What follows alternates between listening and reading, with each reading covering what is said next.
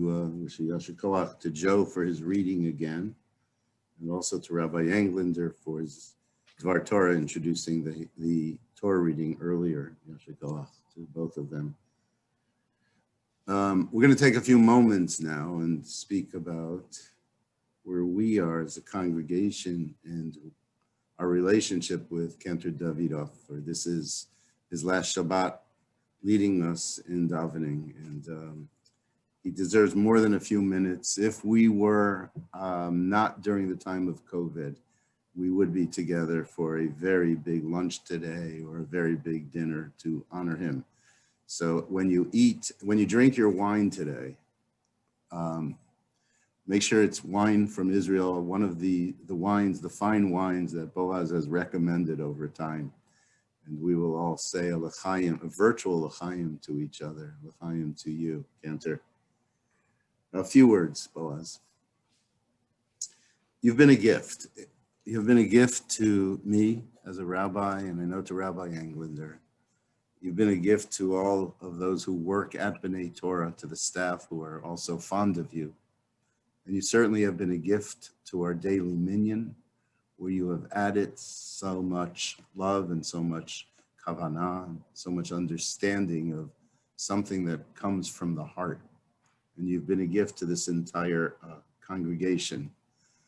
When we spoke at the staff meeting this past week, I told the staff the origin story of Cantor Boaz Davidoff and his relationship with the B'nai Torah congregation. And those of you who don't know it, I will share it with you. Cantor Davidoff first came to B'nai Torah about 16 years ago. And he came with a group of students who were graduating from Cantor Herstick's Cantor's Institute in Tel Aviv. And it was part of our concert series. And we were in a search for a cantor. And Boaz caught my eye. He caught my attention. He caught my attention because of his sweet voice and because of the passion with which he sang. And so I and the search committee, we wanted to get Boaz to be our chazan then. And what happened at that time was there was a particular difference between the congregation and Boaz. And he took a position in Montreal, and we moved forward with many blessed years. 6 years ago,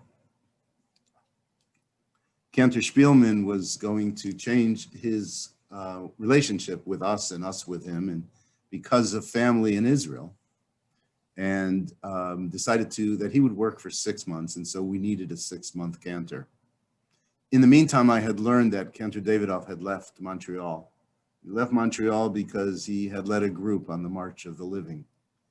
And according to him, in that experience in Auschwitz, he realized internally that he had to be raising his family in Israel.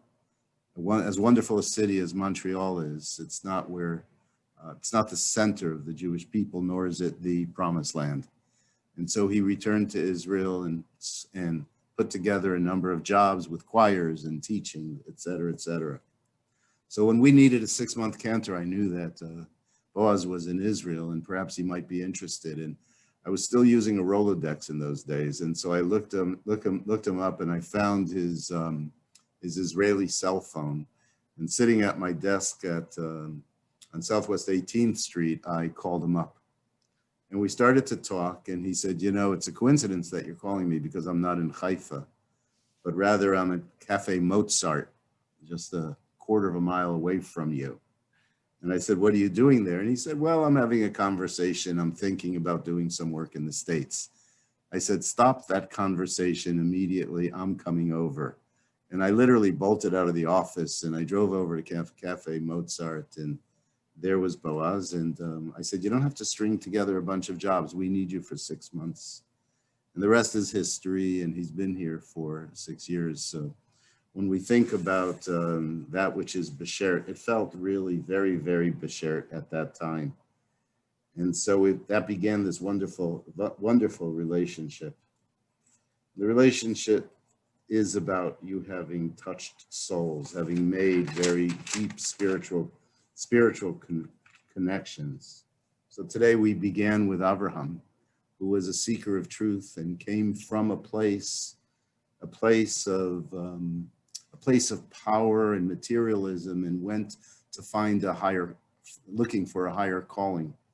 That's all reflected also in Boaz's life. Boaz, before he was a chazan, before he went to the cantorial program in Tel Aviv, was a singer trying to make a life and making a life as a popular singer, concertizing and singing in clubs and living a good life, as it were, but it wasn't a good enough life, and it wasn't able to fulfill him in those places in his heart and his spirit.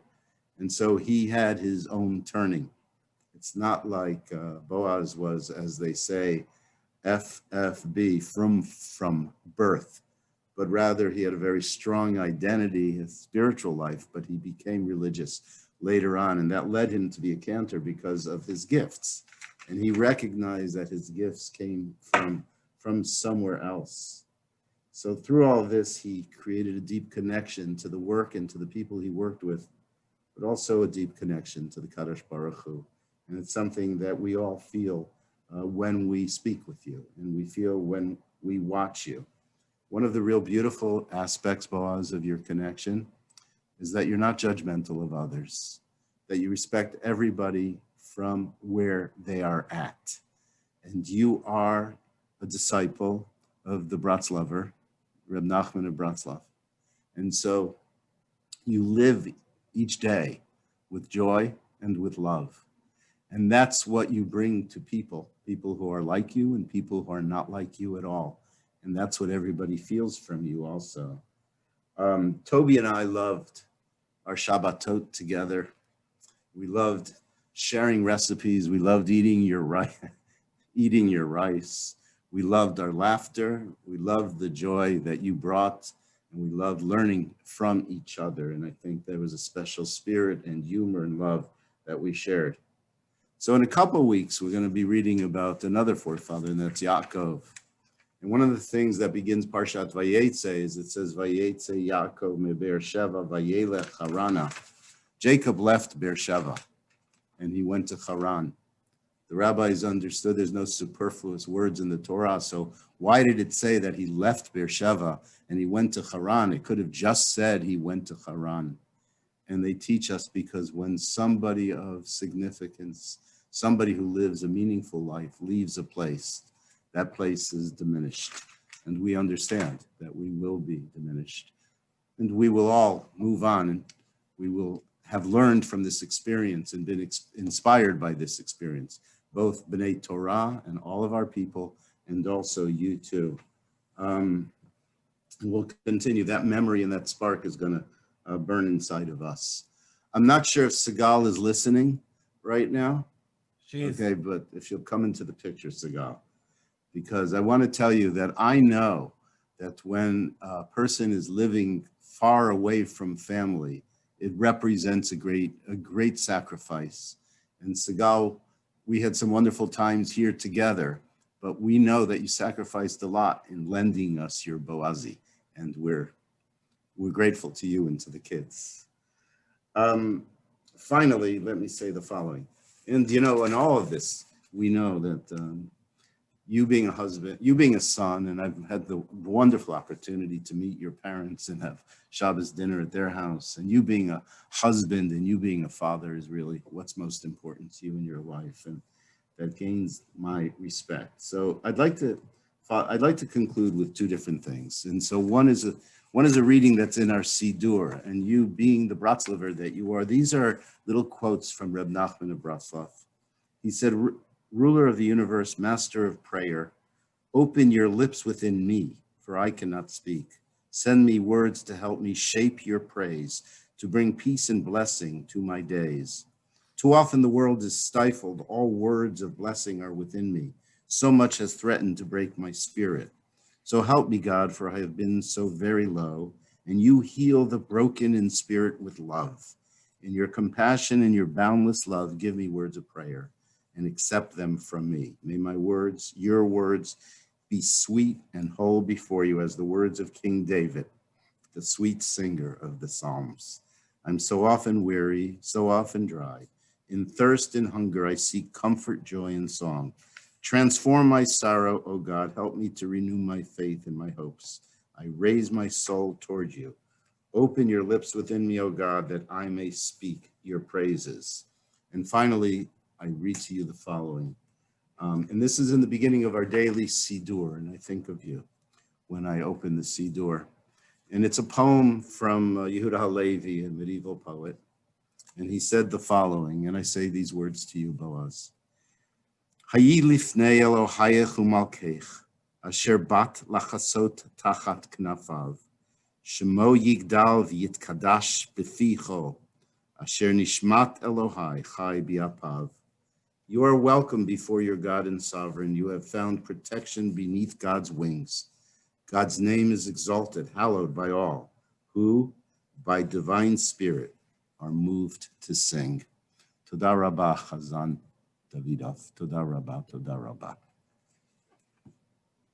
Toda Rabba lachem. I really appreciate that. Rabbi Englander's next. We're not letting you go that quickly. Okay. Sorry, Cantor. Just a little bit more pain for you. It is Cantor Davidoff / Shabbat with us, and so it's my honor to share a few words about and with my good and dear friend. One of the wonderful phrases in Parshat Lech Lecha describes how Avram and Sarai left their home with their families, ve'et hanefesh asher asu v'charan, with the souls that had been created in Haran. This surely meant those people who were part of their household and maybe some who had been drawn to these earliest prophets of our tradition.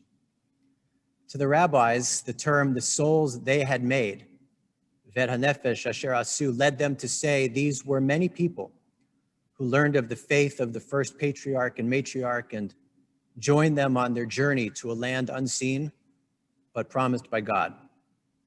And the idea of the making of a soul comes to mind when I think of Cantor Boaz Davidoff. When he shares the story of his own journey, that incredible one that you just heard referenced and that I've had the privilege of hearing a number of times, that is never not inspiring. We might recognize that the call of God to Avraham is something that we can hear in our own lives if we are open to the possibility of the divine human connection that Boaz affirms, a connection that he has taught us by his example, by his teaching, and especially through his exceptionally beautiful and spiritual davening. His prayer represents all of us, but it is without doubt or question being directed to the Holy One. We enjoy it. We are inspired by it. We appreciate it. Yet we also know that we are not an audience, but a kehillah, a tzibor, being represented before God by a shaliach tzibor, by someone who helps us all to connect to what is ultimately sacred and holy. Boaz, you once told me that especially on the high holy days when our tradition teaches that we are praying for our lives, praying for our fates, our health, and a path toward fulfillment, it is as if we are on trial before the judge of all of that and even more. You describe the role of the cantor as the defense attorney of the congregation before the heavenly court. If you're on trial for your life, you definitely want to have the best lawyer who says the right words in the right way to be defending you. And if you like that image or metaphor or that spiritual reality, it is hard to think of anyone we would rather have on our side when the proverbial chips are down than our Cantor Davidoff. For a while, we were neighbors. You lived just a few houses down from us. And on Saturday afternoons, we would send Zev over to knock on your door. And if you were up, you would grab your racket and come play tennis with us. We still talk about the game of carousel that you taught us. I think I'm still out of breath from it. I don't know if you had played tennis more than a handful of times before, but you could run and run and run without stopping.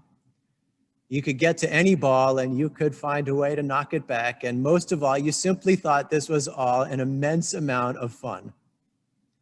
And so did I, except when you were beating me. But it was Shabbat, so no one was allowed to get upset, which for Englanders on a tennis court is never an easy thing. And best of all, we had the chance to host you and to be hosted by you for Shabbat and for holiday meals. Our table, as you well know, has both vegetarians and meat eaters. And when the meat came around, you liked that. And when the vegetarian food came around, you would say, I'm also a vegetarian, and you would try that too. I always loved that. I am also vegetarian. And though I won't explain it here, and it was referenced before, let's just say that the rice is now a very common phrase in our kitchen, even though our rice is not nearly as good as yours, and your rice is not nearly as good as your mother's, which is the best rice in the whole world. I'll remember, Boaz, your Tu B'Av love concert. You're hanging out at the Minyan breakfast table, especially with newcomers or those who came once in a while to make sure they felt welcome. Your astoundingly beautiful Sheva Brachot under the chuppah for our hopeful couples. Your amazing shofar blowing, your teaching of the wisdom of Rabbi Nachman, your recent Simchas Torah musical musaf incorporating the classic rock tunes that we all recognized. I'll remember asking you after a melody I have not heard before, who wrote that? And you just smiled and pointed to the sky saying, God gifted you to compose it. I'll remember the stories from when you brought your guitar to Ramat Darom and made lots of people happy with that when you were dropping off or picking up Tamar or Yuval, who enjoyed their time there so very much. And I'll remember our times talking education and life in Israel with you and Sigal, and on and on and on. So Boaz, I'll conclude by mentioning how you always end Birkat HaMazon with your thank you, thank you, thank you, thank you very much song, which we now sing in our house too. The food was delicious, healthy, and nutritious. When can we come again? The food was very lovely, and we love you all so much. Those are the original words. And at some risk of embarrassing myself, but to honor you and our enduring friendship, here are my words for you. Thank you, thank you, thank you, thank you, thank you, thank you, thank you very much. Your davening was beautiful. Your friendship is so special. Where will we see you again? I hope maybe in Israel, where we'll laugh and sing again. We love you, Boaz, and we thank you very much. God bless you all. I don't know what to say. I just want to say to you, there was no one day that I was not praying for all the people of Israel, including you, in my personal prayers. I don't know if you know, but Rabbi Nachman, he gave us the charm. He gave us a diamond of secret of him that he found out. And the secret is to take time of the day and to pray yourself with your own words in English, in French, whatever you speak. Go to the field or go to somewhere in the park, in the beach, and talk to God. I hardly remember one day that I was not doing it.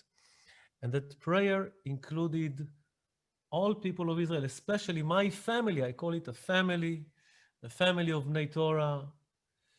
My father's name is David. Your name is David. Rabbi Steinhardt, David. My name is Boaz. It's all included to a prayer, to song, to wonderful love and friendship. I wanted to show you a small bashert. I couldn't believe it. It's unbelievable. But my daughter Maya, I don't know if you see that. My daughter Maya, the first daughter, when I was a cantor in Montreal, the last day of us there was 31st October 2009. Unbelievable. And the parasha was Lech Lecha. Lech Lecha.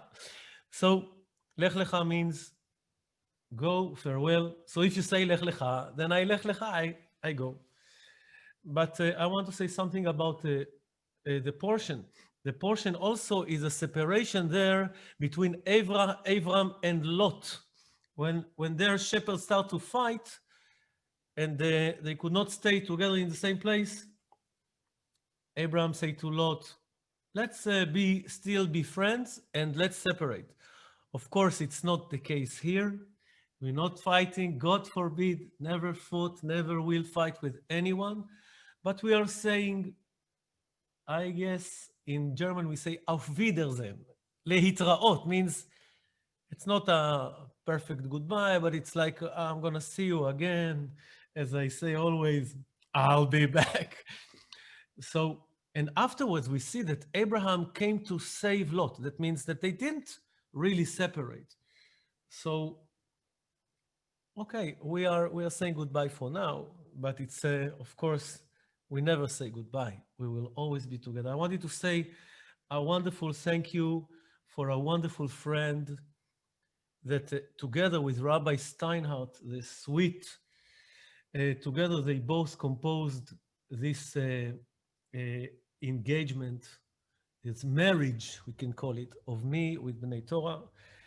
A former president of the synagogue, Hebrew name Baruch Ben Melech, my wonderful friend Bill Forster, which worked with me, which strive whatever he could to get it tight and good and harmonic as it is. So I say thank you to both of you, my Rabbi and my Baruch, and of course to you. I will never, I don't think I could ever forget all the goodness, all the friendship, all the warmth, all the wonderful welcome of this whole congregation. Thank you, thank you, thank you very much to Borei Olam, to the Creator, to give me the opportunity to know you people and to be with you and to sing with you and to share with you all these moments.